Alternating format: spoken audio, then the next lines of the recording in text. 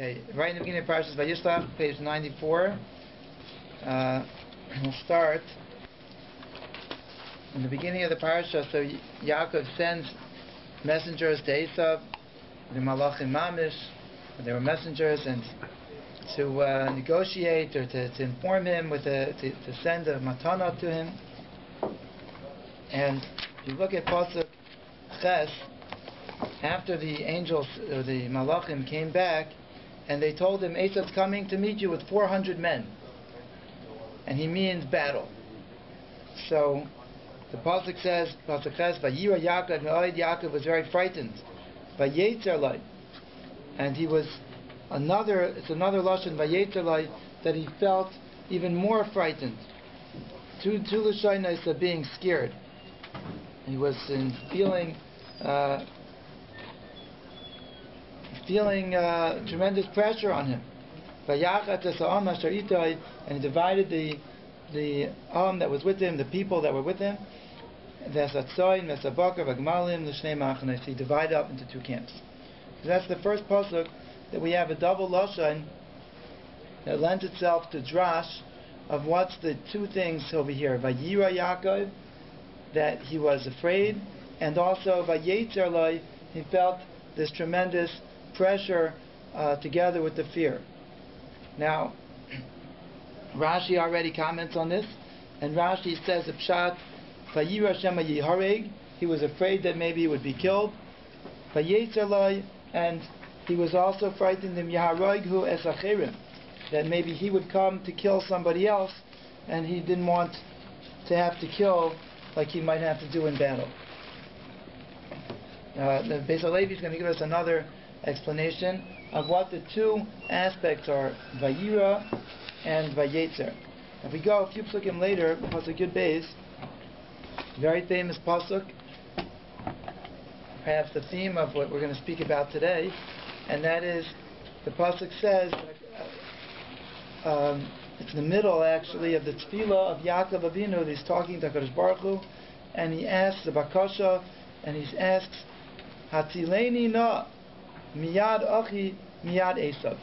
Please save me from my brother, from Esav. Ki yarei anochi Isai, I'm afraid of him. Ben yavai v'hikani ema banim.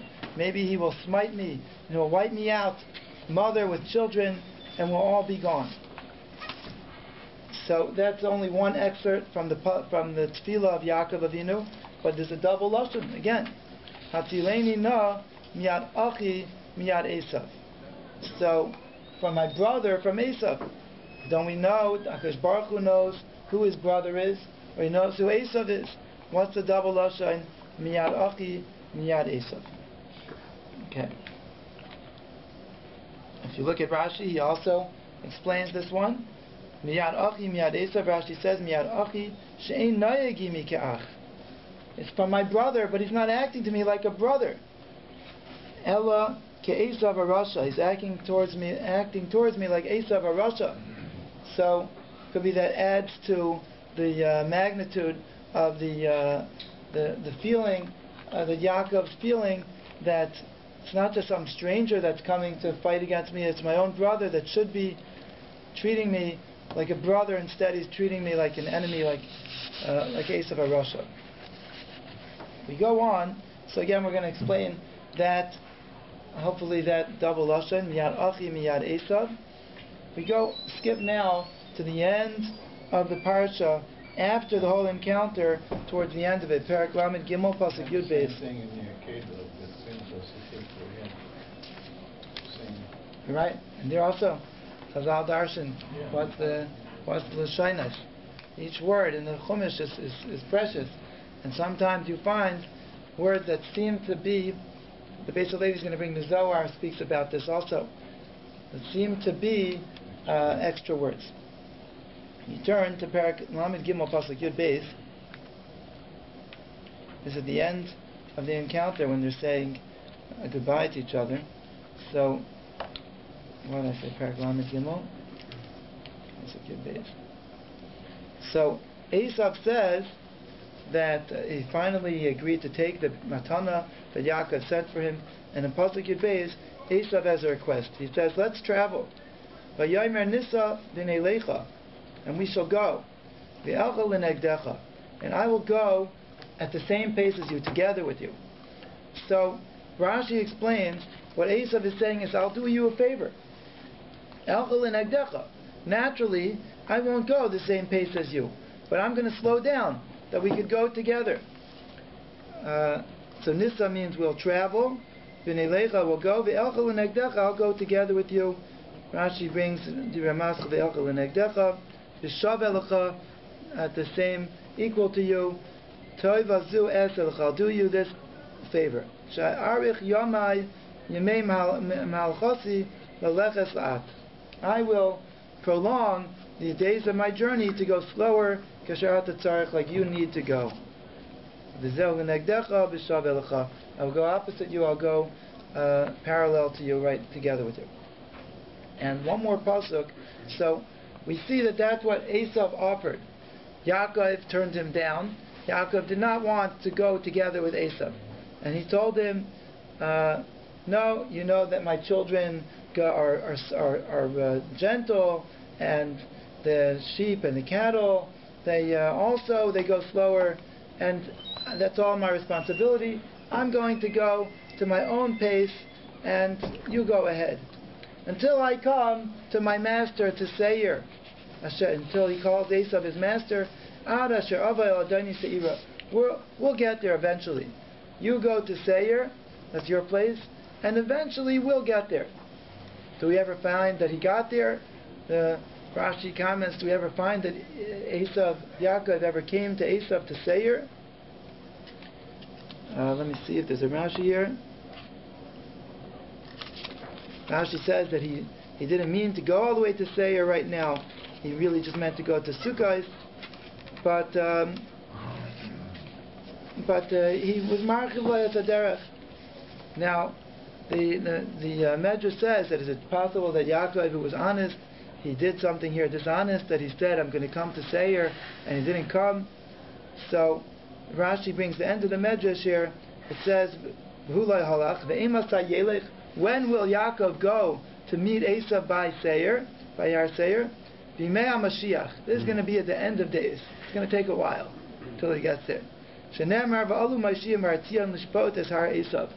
they're going to come to take retribution on Esav by Har Seir. So the Gemara says that when the Amoraim, he was shouting with them also, he also told them he was going farther than he really was, because he was in danger.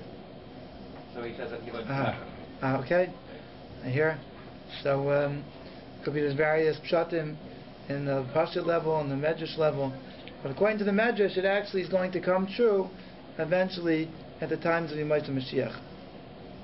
Rashi, I was mechavan to Rashi. Rashi says in the next couple of words, the Medrash Agada Yesh LeParsha Zu Rabim. There's many different interpretations. Okay, many interpretations, but we already see the messianic ring to this parsha, and we know myself as Siman Labanim that the last exile, the last Golus is going to be the Golus Edom, and this is all we can learn from what Yaakov's encounter to our encounter nowadays. And one last pasuk I wanted to look at before we turn to the Beis HaLevi, in pasuk Tez Zayin, a few seconds later. Vayashav Vayomahu Esav V'darkai Seira. It says in the pasuk that Esav went. He didn't wait for Yaakov like Yaakov requested, and he went Vayomahu on that very day. He didn't hang around even one more day. He went Yashav Esav Vayashav Vayomahu on that very day. Esav V'darkai Seira. Okay, so Esav went, and we're going to see what the significance of that on that day by Yom Mahu. Okay, now let's turn to the Beis HaLevi. It's a classic Beis HaLevi.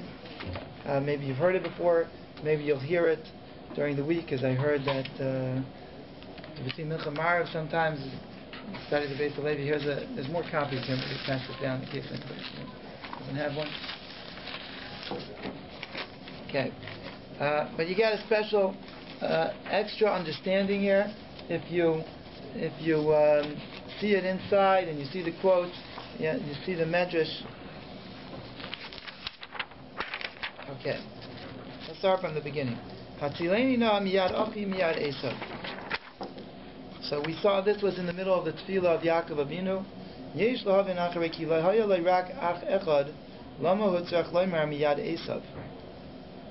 only had one brother, so why do you have to say, to explain what his name was, from Esav? We already know what he's asking, save me from my brother alone, doesn't have to explain it.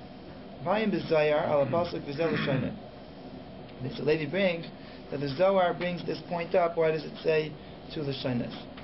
Mikan, man tzali tzlusa, somebody who is mispal al tefillah, tebayu lefarsha milei, he has to explain his words, make it very clear what his request is, kizikayos, in a proper way, in the best way possible. And now it brings the pasuk miyad achi, to save me from my brother. Sometimes relatives that are not really your brother, could be your cousin, somebody, your son who sticks up for you, we find are also called a brother. So maybe he's not referring to Esav, so therefore he speaks it out.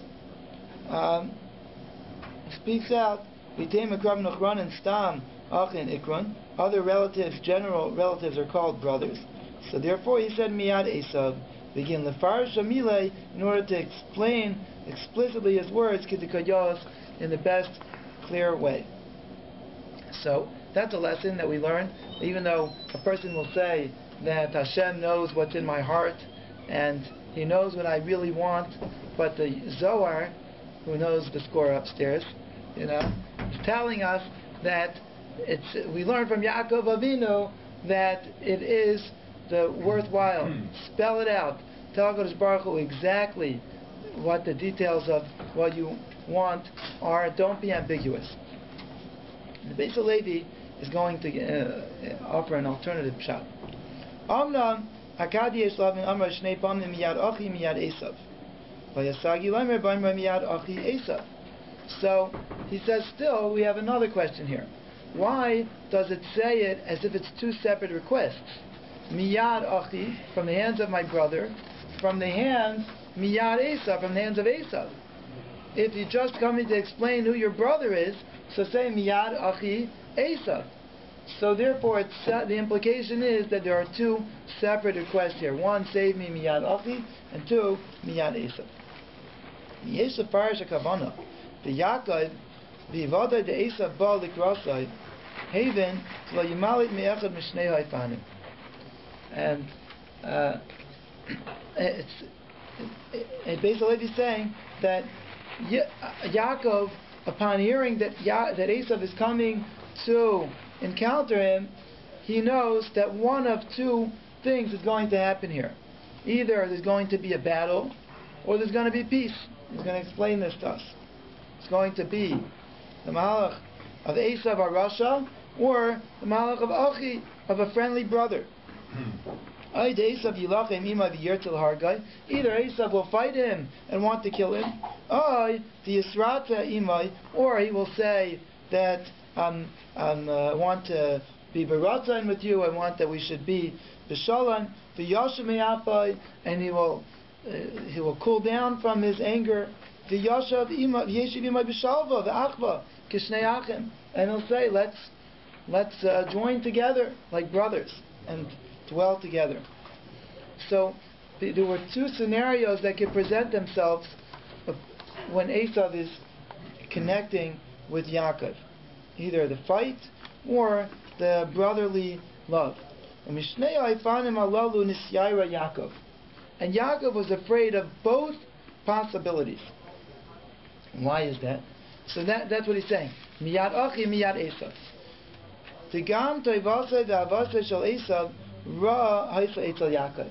Also, the approach of Esav saying, I will do good to you, I'll help you, I'll show love towards you.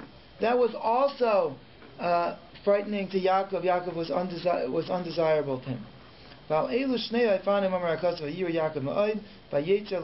And now we saw another pasuk here that it says that Yaakov was actually, a few pasukim earlier, this pasuk, that Yaakov was doubly frightened. One, Vayira Yaakov, and two, Vayetzer. So the Beis Halevi says, according to his interpretation, we can understand what the double fear here is. And one, Damer Vayira al Savik Shema Yargenu, he is afraid that maybe, frightened for his life, physical life, that maybe Esav will kill him and his children. Vayitzer Loi, and he was also feeling this pressure and fear, ala Savik Shema Yiskarev, that maybe Esav will come and join up with him, and then he'll want to be pals with him. And that was also a fright, and that's what is being expressed in the double lashon. V'zeu shabikesh, and now he spells it out, like we were already explaining. Hanishnei Afanim Atileni no miyad achi miyad Esav, from both my brother, from Esav. Sheineni roitze b'la'ach Esav. I don't want Esav I don't want to have to do with Esav, not like a brother and not like an Esav or Rasha. Ovikesh yatzilu mishnei yadayim halalu. So this is Yaakov's request. Esav is a Rasha. I don't want him to do chesadim for me. I don't want him to help me out and live with me. And I also don't want to be killed. And then his tefillah was accepted. Chazal tell us that at first Esav wanted to kill Yaakov, and when he came to encounter him, he actually meant to kill him. Yaakov bowed to him, and there was a change of heart here. But HaKadosh Baruch Hu saved Yaakov from the intention of Esav. Esav was coming with 400 men to fight a battle and to try to kill Yaakov. HaKadosh Baruch Hu saved him from that.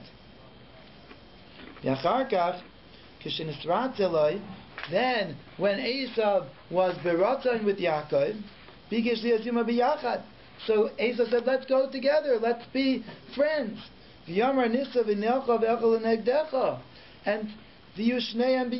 let's be together, we'll travel together. And I'll do you a favor, I'll go at the same pace as you. To who? But what did Yaakov respond? Yaakov pushed him off with words, and he said words, and he was saved also from this request. Okay? One second. Esav went on that very day to Seir. The pasuk is telling us on that very day. Esav parted from him on the same day that they had their initial encounter. Yaakov's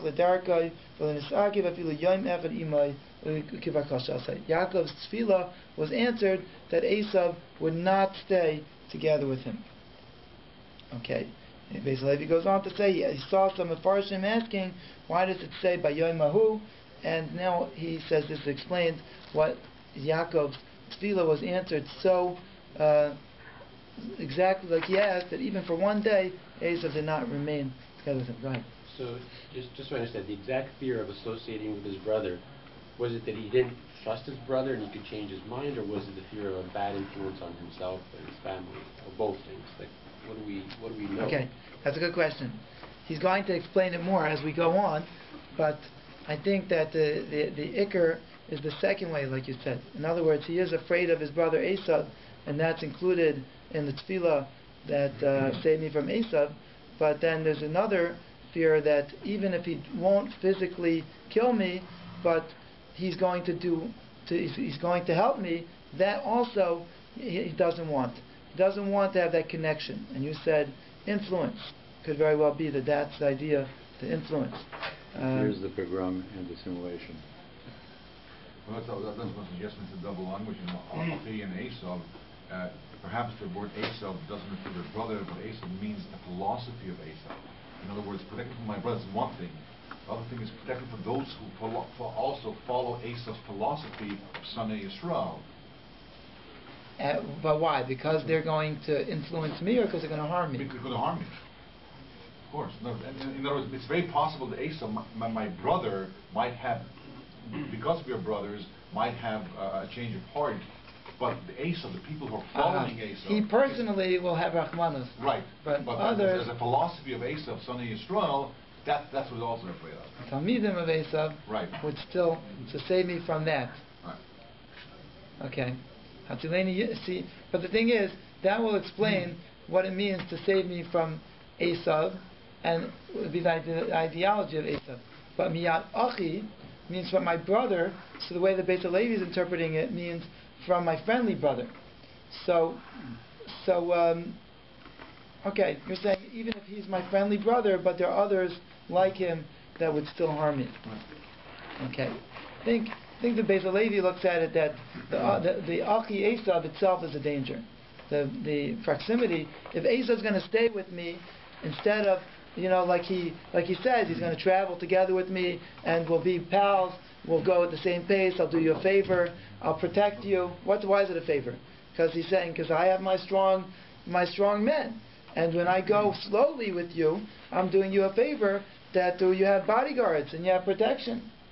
So, but Yaakov says, no, thank you. But he kind of gave up on Esau. Let's remember they still grew up in the same house. Okay, they still Abraham was still Esau was still their father. So there had to be some goodness rubbed over on Esau. Is it possible that if they would have stayed together, Esau would have come around to his way? That's a possibility. The fact that he pushed him right off, Yaakov, it seems to me, many times always taking the easy way out. In other words, it would have been for him it would have been a challenge to confront Esau and try to win him over back to leadership with him. Okay, but he almost took this is not the only time. Even with Lavan also. Okay, I'll work for you for another 7 years. Sure, always the easy way out. By Lavan, I don't think he had such an easy way out. It was very hard, long, arduous path. What I meant was lack of confrontation. Okay, not necessarily easy way, but the lack of confrontation. Okay, he didn't want to have a confrontation with Esau. So, but this is a good question. Should Yaakov have tried to befriend Esau because Esau would maybe adopt some of the values of Yaakov and he would have a good positive influence on him? Was this maybe perhaps that this was a flaw that we should take Yaakov to task for not wanting to stay with Esau? I'm not aware of the Chazal do this in this specific context of Yaakov not wanting to stay with Esau. It's a question about Dinah, right? Right. By Dinah, we do find find such a question that maybe he should have given his daughter to Dinah.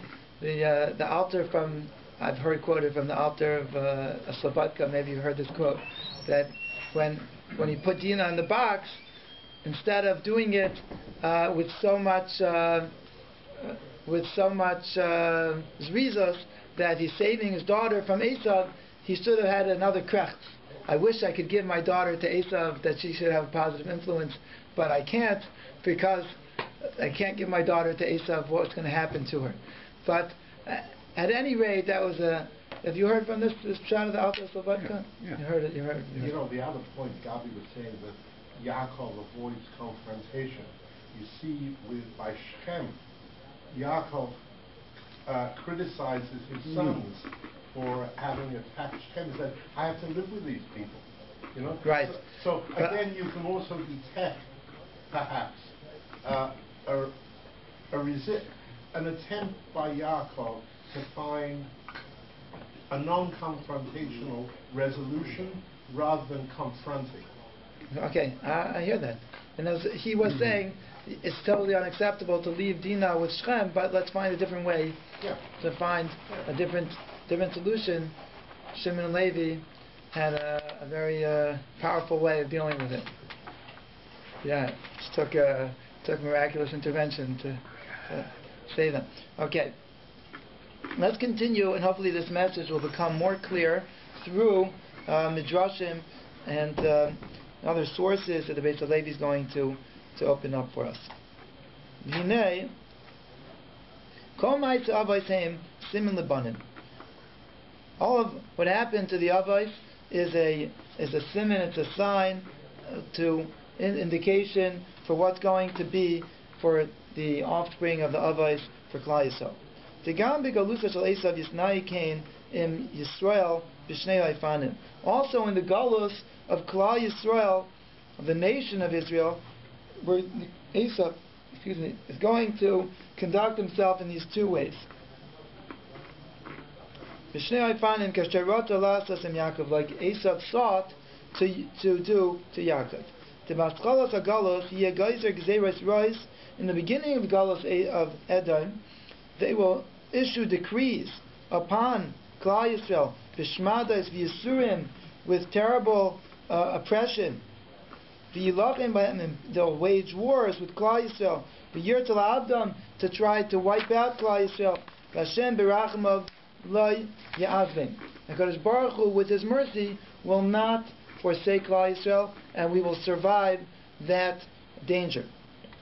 And that's the first harm and danger of Esav.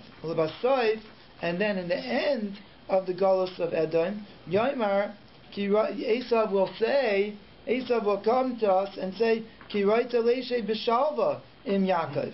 I want to dwell in peace, in tranquility, in harmony with Yaakov. The kavanasai tibazeh yarchik es Yisrael me'avodas Hashem yadichem me'emunasam. But Esav is still Esav HaRasha, and even though we're going to see, he'll explain this a little bit more, Esav's intention is that Yaakov should be like me. And Yaakov shouldn't be so devout and pursuing Avodas Hashem, but he should buy into my ideology and come together with me, not just physically, but be like me in ideological, in the way he lives his life, that he should join together with me. That's the pasuk that we saw, that means we should travel and we should go together, and I'll go together with you. Now, the Beit Levi quotes a Medrash Rabbah here on this pasuk. Esav in Medrash. The Esav Amar Lai, sheyishtatev imay b'shnei ha'olamos, olam haba v'olam hazeh. You see, I have the Medrash here in front of me. Esav said, let's be partners. Okay? Esav, according to the Medrash, wasn't just saying on a simple level, let's travel together and we'll go at the same pace. But he says that let's split our legacies. Let's see the Medrash for a second. And then, it says here, Yodalim. Amar Lai, here's the lashon of the Medrash. Esav said to Yaakov, Mivakesh at shenei shutav imcha ba'olamcha. Do you desire, will you agree that we will be partners in your world? In other words, the Beis Levi is going to explain, why don't we split Olam Haba and Olam Hazeh? And I will be a shutaf with you in your world of Olam Haba, and you'll be together with me in Olam Hazeh. Okay, we'll see that more in detail. Amar la Yavor, Amar la. So Yaakov said back to Esav, Yavor na Adoni lifnei avdai. My master, he should go first. You go first. In other words, no, I don't want the Olam Hazeh. You take Olam Hazeh. You take your portion first. I'll get second dibs. Okay? You get the first chelek, Olam Hazeh, and what comes after Olam Haba, that's what I will get. Amar lai. So Esav said to him, basically doesn't bring this part of the Medrash, that's why I'm reading inside. Esav said to him, wait a second, you don't need me to protect you in this world. From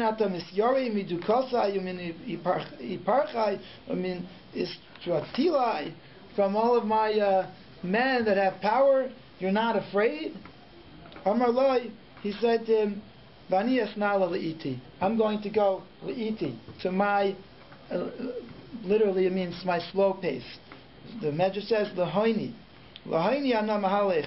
So the Mefarshim explain from Rashi and from the Aruch and others that it means benachas. I'm going to go with my gentleness. I'm not going to try to overcome all of your dukes and your parchai and your stratilai. I'm going to go in a gentle way, in a lowly way, and it will, and I will survive.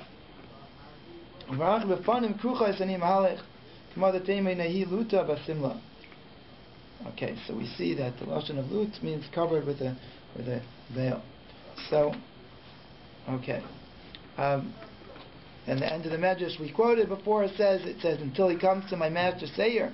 Rabbi Vo said we look through all of Tanakh and we don't find that Yaakov went to Esav, to our Seir. So, what does this mean? After Yaakov amiti haya or mirame boy, is it possible that Yaakov not saying the truth? When is he going to come to him? In the end of days. In the end of days. I think it says, okay, so back to us. So the Medrash says that this request of Esav was actually much deeper, and he said, let's be shutfim. We want that we should join in together in Olam Hazeh and Olam Haba and have the same, let's say, the same legacy. Yaakov said, no thank you, I'm going to stick to my chelek. And let's see the Beis Seems Levi. like it's what Yitzchak wanted. What? Which way? The partnership. The Esav request. But the thing is that we know Esav was Esav Arasha, so that Mahalach wasn't desirable anymore for Yaakov. That he could lose everything. We'll see in the Beis Levi in a second. Okay, so you're going to explain this more to us. Ubir Advarim. It's in the middle of the second column. The first one in the line is Olam Haba, Olam Hazeh. Ubir Advarim. The explanation of this matter is Sh'amar Loi Nisa v'nelcha v'elcha l'negdecha Dainu sheshneim yiskarvu zeh zeh. Let's draw closer together. V'chol echad yivater kitzas miminhaga hakodem. And each one will compromise somewhat on his previous lifestyle and his way of going, until they become more compatible. And the meaning, the understanding of this medrash is the following: Mavur, who the syllabus now is going to go to in the times of more recent history and Klal Yisrael in Galus Edom. Shilabasayif, in the end, Gamhim Yikablu Ikarim Tovim Me'amunas Yisrael. The Gentiles are also going to absorb positive, good values from the Jewish people. The Esav is going to come closer to Yaakov. They're going to absorb Jewish values. Esav will also come to believe in one God who created the world, uvitara min hashamayim, and to believe that the Torah was given from Shamayim, from HaKadosh Baruch Hu, was a divine Torah. Ugimul v'aynesh, they'll also believe in the concept of reward and punishment, that the person has responsibility for their life in Olam Hazeh. The Yirtzu, the Gam Yaakov. So that's what Esav will come closer to Yaakov. Esav saying, look, I'm also absorbing some of the values of monotheism and Torah. There's something called the Old Testament, and there's something called heaven and hell, and we also bought into these ideas and aren't just living in oblivion to that. But the Yirtzu, the Gam Yaakov Yivater Ktas, they say, but Yaakov, you also should come closer to us and compromise somewhat Meis Asher Loi from what your heritage is. Forget about some of the things that you do that have no benefit to Olam Hazeh, that are just for the pursuit of earning a portion in Olam Hazeh. Take some from us. Take from us some of the pursuit of Olam Hazeh for the sake of Olam Hazeh. The chelek ba'olam hazeh l's'asek b'drachim u'dvarim chitzonim, that start being involved in things which don't have any inner value or deeper value of eternity, of eternal value. Just dvarim chitzonim, things that are superficial, that are just olam hazedik. V'lo sheyishkedu rak al haTorah, not that you should be Yaakov so devout and so shoked. Shoked means persistent, again and again, like knocking, knocking constantly on the Torah. No, give it up. Calm down a little bit, Yaakov. Try to join us. Come to maybe you call it our theaters or our gymnasiums, and you don't have to be such a masmid or just pursuing your spirituality. Give that up a little bit. More Elam Hazeh. Now the Beis Halevi bring. Esau thought he would make a trade. He wanted that Yaakov should. Some of the Olam Haba will go to Esau. Right. Some of the Olam Haba. Instead of Yaakov getting it all, he says that we'll do this. You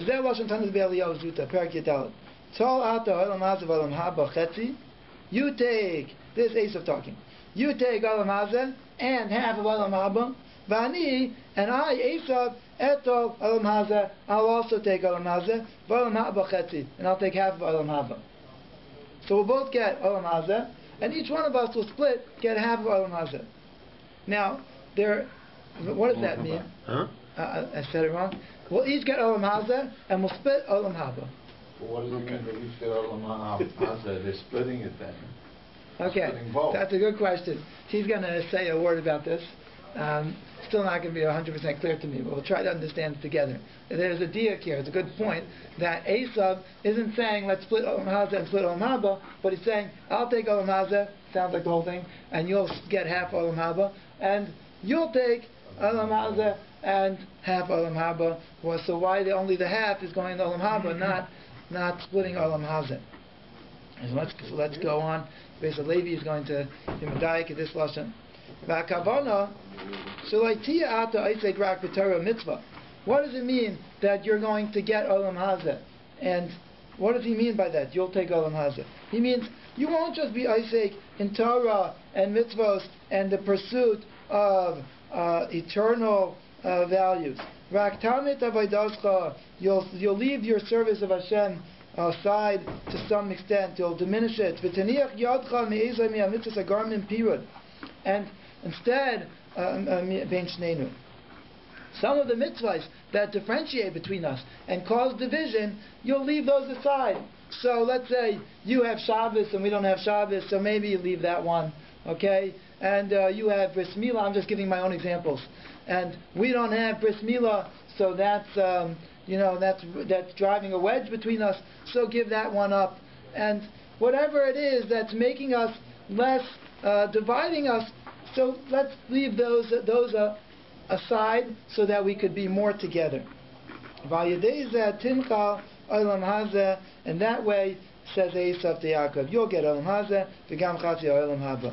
K'omer, as if to say, Esau saying to Yaakov, don't want so much. It's enough for you. Rakati Olam Haba. To get half Olam Haba is also good. V'lai kulai. You don't need to get the whole thing. Says the Beis Halevi, v'zeu mamish k'maimer haleitzim. To take a quote now from an unholy source, from the quotes like the leitzim say, like those who are scoffers who mock. A leitz is somebody who makes light of something precious, and instead of something which is really something that carries great importance, he makes light of it. So he says, it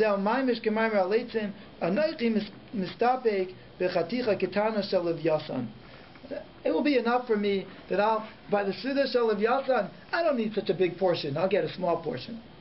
Even a small portion I'll enjoy. So, I'm not going to push myself to try to get a big portion. So that's what the late says, and that's like the idea that Esau's trying to convince Yaakov Don't worry about getting all of Olam Haba. You can take Olam Hazeh and you'll still get a fine Olam Haba. You'll get some Olam Haba. Go ahead.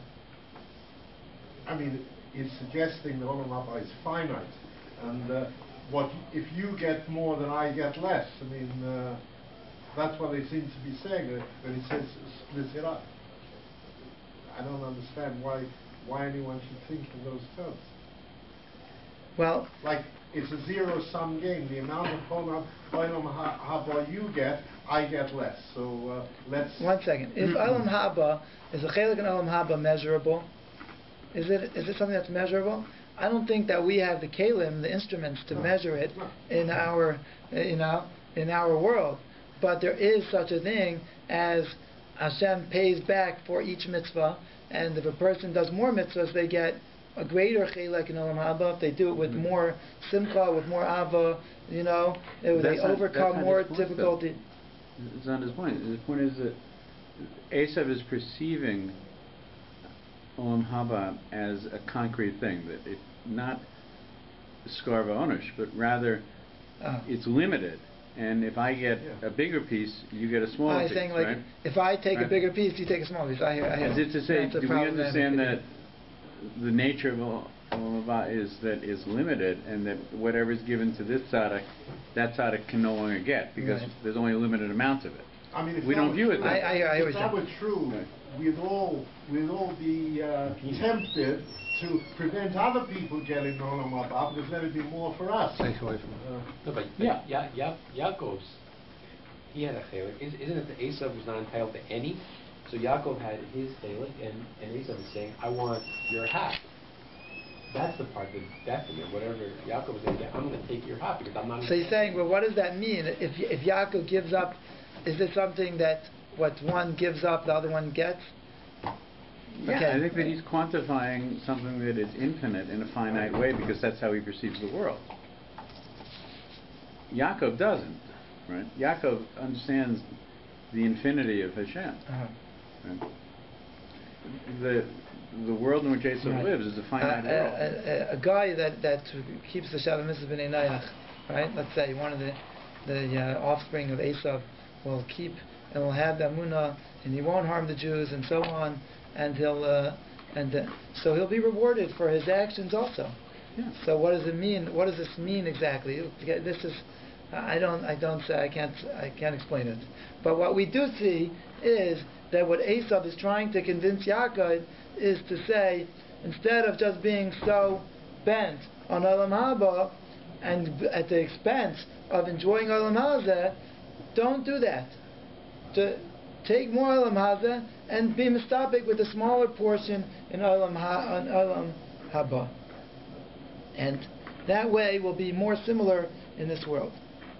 And says in the third line on the third column here, we're running out of time, so let's just finish up here.